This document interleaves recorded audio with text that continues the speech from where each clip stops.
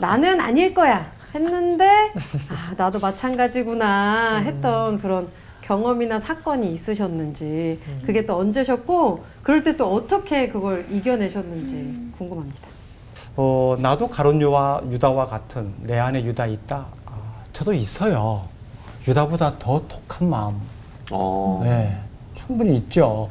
뭐 하나 예를 들면은 요즘 그 부름받아 나서님은 어디든지 가오리다 이 찬송이 신학교 1학년 때와 2학년 때, 3학년 때 가사가 다 다르다 그러죠. 네. 그래요? 예, 또 신학교 1학년 때는 뭐 부름받아 나서님은 어디든지 가오리다 했다가 3학년 되면 부름받아 나서님은 내가 골라 가오리다. 멸시천대 십자가는 주님 홀로 받으소서. 모든 영광 내가 받으리다. 뭐 이렇게 이제 바뀐다는 좀 자주 섞인 그만큼 이제 생각이 많이 바뀐다는 건데 저도 졸업할 때 임지를 구할 때 그렇게 기도해서 하나님 나를 필요로 하는 곳에 나를 보내주십시오. 정말 나를 필요로 하는 곳으로 이끌어 주셨어요. 너무 사역 재밌게 했고요. 그런 사역 하다 보니까 아주 대형 교회로까지 연결이 되었고 이런 좋은 마음을 하나님께서 헤아려 주셨는가 보다 했는데 유학 가서 공부 좀 했다고 생각이 좀 바뀌는 겁니다. 하나님 이 정도 교회는 맡겨주셔야 되지 않겠습니까? 라고 이제 내가 갈 곳을 찾는 거예요. 내가 갈 만한 곳을 고르는 쪽으로 가더라고요. 안 돼요. 막히더라고요. 그러면서 다시 깨달은 것이 처음에 기도가 나왔어요. 하나님 나를 필요로 하는 곳에 보내주십시오. 제가 많은 기도 제목을 가지고 기도했는데 이 기도 제목 제일 빠르게 응답해 주셨어요. 바로 개척을 시키더라고요.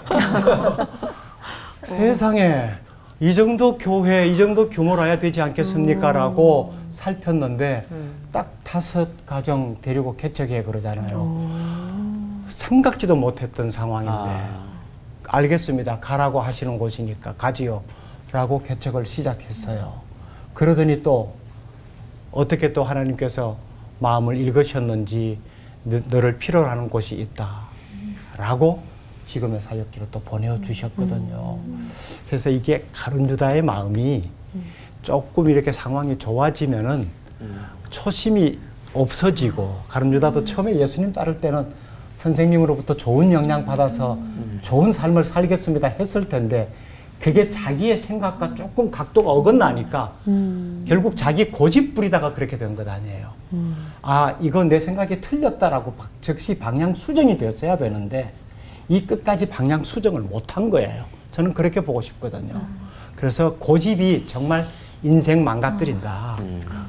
고집을 빨리 꺾고 내려놓아야 된다. 고집 제대로 꺾었으면은 베드로처럼 통곡이라도 하고 다시 돌아설 수 있는 기회를 얻었을 텐데 이 고집 못 꺾었다는 거죠. 내 안에 가룟 유다 있습니다. 네, 제 안에도 있습니다. 근데 보면 가룟 유다의 모습이 어쨌든 예수님을 팔아서 자신의 유익을 구하고자 했던 이제 그런 모습인데 사역을 하다 보면 그렇게 이제 겉과 속이 다른 그런 특별히 함께 사역하는 사역자들의 모습을 이제 같은 사역자이다 보니까 가까이서 보게 될 때가 있어요. 그래서 강당 아래에서는 막 싸우고 이기적이고 막 이런 모습인데 언제 그랬다는 듯이 싹 올라가서 찬양하고 막 이런 모습을 이제 제가 무대 뒤에서의 모습을 아니까 그 모습이 너무 화가 나고 그 화가 나중에는 분노가 되고 나중에 이제 미움까지 되더라고요. 그래서 어느 누군가가 이렇게 앞에 서면 예배가 안 되는 거예요. 그래서 어느 날 그 예배 시간에 하나님 앞에 기도했어요. 주님, 아무개가 너무 미워서 지금 예배도 안 되고 정말 하나님께서 어떻게 좀 처리를 좀 해주십시오. 공의롭게 상황을 드러내 주시든지 아니면 뭐 저 사람을 어떻게 해주는데 그때 주님이 제 마음 가운데 어떤 마음을 던져주시냐면 그럼 너는 얼마나 완전하냐. 네. 너는 얼마나 완벽하냐. 너부터 처리해야겠다. 네. 주님이 저부터 처리에 들어오시더라고요. 그러면서 정도의 차이는 있겠지만 저 역시도 강당 아래서 정말 하나님 앞에 또 가족들 앞에서 부끄러운 모습들을 많이 보였던 것들을 주님이 가족들 앞에 처리를 해주시면서 그래 맞아. 내가 누군가를 정죄하고 판단할 주제가 아니구나 그러면서 그 시간 이후부터는 저 스스로를 위해서도 또 그를 위해서도 기도하기 시작했어요. 그래서 아무튼 제 안에 유다 있지요. 네. 저는 죄성과 가능성에 대한 얘기를 좀 드리고 싶습니다. 하나는 어찌 보면 인간적인 우리 죄성은 유다와 다를 바도 없고 우리 자신에게도 그렇게 맞닥뜨렸을 때 맞닥뜨리지 않았을 뿐이지만 그런 가능성을 품고 있는 죄인이 아니냐. 저는 좀 유치한 얘기를 하나 드리려고 하는데 유학 중에 처음부터 제가 한국에 올 때까지 피자 배달을 했어요. 피자 배달을 하면 수년을 하면 단골집을 다 외워요. 이렇게 외우면 이렇게 부류가 나눠지죠. 이렇게 팁을 많이 주시는 분, 또 적게 주시는 분, 아예 안 주시는 분, 주지도 않지만 부해질까지 하는 분, 이렇게 구분이 돼요. 그러면은 이 부해질이라는 말은 사람 화를 돋군다는 뜻이잖아요. 이 사투리입니다만. 그러면 그런 부류들이 이렇게 주소가 나오면 이게 알아요, 단골집을. 이 사람 가면 참 정말 스트레스 받고 한 번 나가면 보통 이렇게 저희 차로 50센트의 기름값을 줘요. 50센트면 오늘 이 문제 이분은 거리가 차로 30분 가야 되는. 주문하면 안 되죠, 그러면은. 그렇게 30분 거리인데 가시면 꼭 피자가 식었다, 샐러드에 문제가 있다, 라자냐가 어떻다 그렇게 핑계를 대면서 또 팁을 안 주셔요. 그러면 한 번 다녀오면 저는 엄청난 손해인 거죠. 팁을 가지고 살아야 되는데 한 번은 가니까 전부 이 딜리버리들이 안 나가려고 해요. 주소를 보더니만 그래도 나는 목회자잖아. 그래서 그걸 가지고 갔어요. 배달을 가니까 이렇게 거라지 앞에 화단의 턱에 그만 제가 걸려버린 거예요. 밤에. 그러면서 이걸 쏟아버린 거죠. 이걸 쏟으면서 급하게 피자는 잡았는데 샐러드 볼은 그만 쏟아져 버려요. 이렇게 쏟아져 버린데 한 1, 2초도 안 되는 것 같아요. 제 머리에. 야, 큰일 났다. 다시 돌아가기는 너무 멀어. 또 갔다 와도 또 이게 이 사람도 저에게 야단을 치겠지만 주인도 그렇고 이걸 어떻게 하지? 그 순간적인 순간에 어떤 생각이 드느냐 하면 다행히 피자는 쏟아지지 않았고 샐러드 볼이 잔디밭에 떨어졌네. 그래서 다시 볼을 열고 네, 양상치 토마토 2쪽 그다음에 올리브 다행히 드레싱은 쏟아지지 않았어요. 놓고 이렇게 덮었어요. 덮어서 배달하니까 그분은 늘 제가 그걸 악용했던 거죠. 이분은 늘 갈 때마다 술이 취해 계세요. 50대 한 말에 백인 아저씨였는데 문을 열고 들어가니까 딜리버리맨 인사를 하더니만 피자를 검사를 해요. 그날은 뭐 제 마음 계속 쿵닥거리는 거죠. 또 무슨 트집을 잡지 않나. 피자가 쏟아지면서 뭐 이렇게 찌그러뜨리지 않았나. 그런데 그분이 굿이래요. 그래 받았는데 문제 이제 샐러드 볼을 열더니만 한참 앞으로 가서 뒤로 가서 막 보더니만 한참 뒤에 벨이 굿이래요. 그래서 뜯고 새로운 샐러드. 앞으로 계속 쏟으셔야겠네요, 거기서.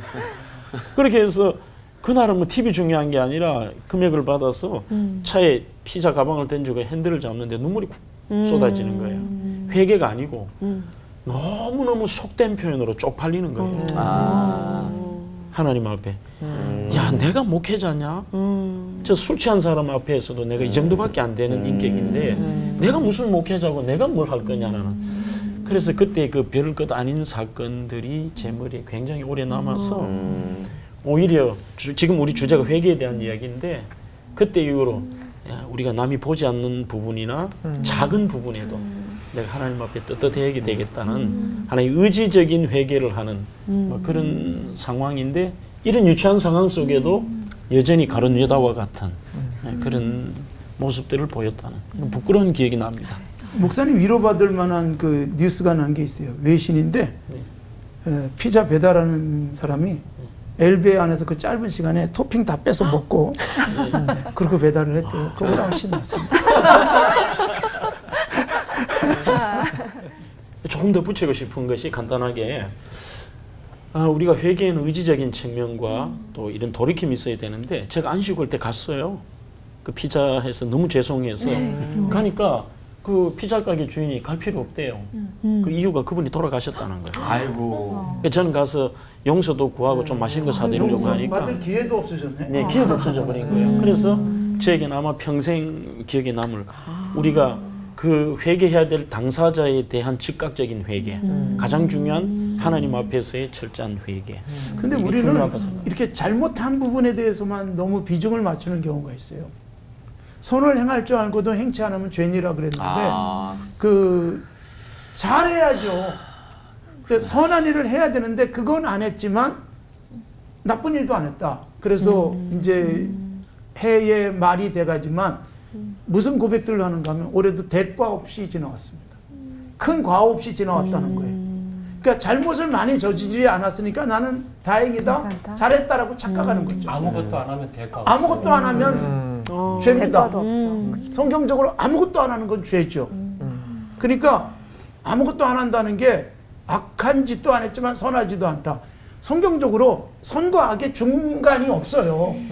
악하고 게으른 족이냐 선하고 충성된 족이냐지 중간이 없어요. 그러니까 선하지 않으면 착하지 않으면 악한 거예요. 충성되지 않으면 이건 게으른 거죠. 그러니까 중간이 없는데 우리는 중간을 계속 걷는 거죠. 나는 이쪽도 아니고 저쪽도 아니고 난 나쁜 일도 안 했지만 착한 일도 안 하고 사악한 일 안 했지만 나쁜 짓도 안 했으니까 이걸로 위안받고 가고 싶은 것 이게 더 위험할 수 있지 않을까. 적극적으로 선을 행하자.